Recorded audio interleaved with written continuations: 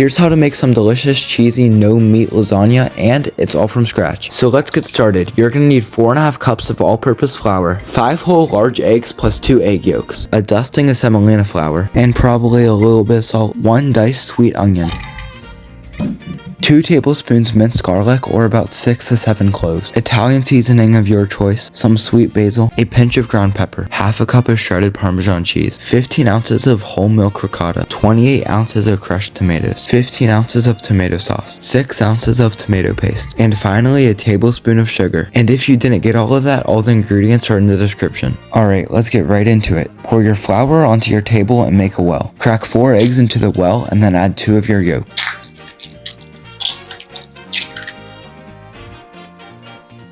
Then with a fork, whisk up your eggs. Then slowly incorporate your flour and bring in your bench scraper, and eventually it will become a nice ball, and then you can begin to knead it.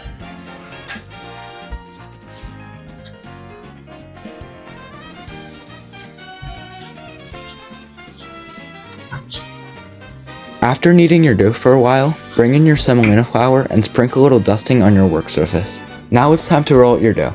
I personally use a Chefly pasta maker, but you could also use a rolling pin. Turn your machine to a 1 or a 2 to flatten out your sheet of pasta dough, and then gradually make your way up to a 6 or a 7 to get the flattest sheet. As you're rolling your pasta, make sure to sprinkle semolina flour every once in a while to have smooth, soft, workable sheets of dough. Then cut your pasta into 13-inch strips. Now let's move on to the sauce. Grab your sweet onion and dice that up, and make sure it doesn't roll onto the floor. Now to a pot, add some oil, add your garlic, and add your onions to soften them up. After a few minutes of mixing, add your tomato paste and mix once again. Then add your crushed tomatoes and your tomato sauce. And stir that around. Then add your sugar, a pinch of salt and pepper, sweet basil, and Italian seasoning, but don't add as much as I did. Mix your mistake, leave that on a simmer, and let's make this cheese filling. In a medium bowl, add your ricotta, a whole egg, pepper, sweet basil, and half your Parmesan. And then mix. Now let's make this lasagna. Spray your 9x13 casserole dish, spread a nice even layer of your tomato sauce, then add a layer of noodles. Now do the same thing with half your cheese filling. Add another layer of tomato sauce and make sure to get the corners and the edges. Bring in another layer of noodles and the rest of your cheese filling.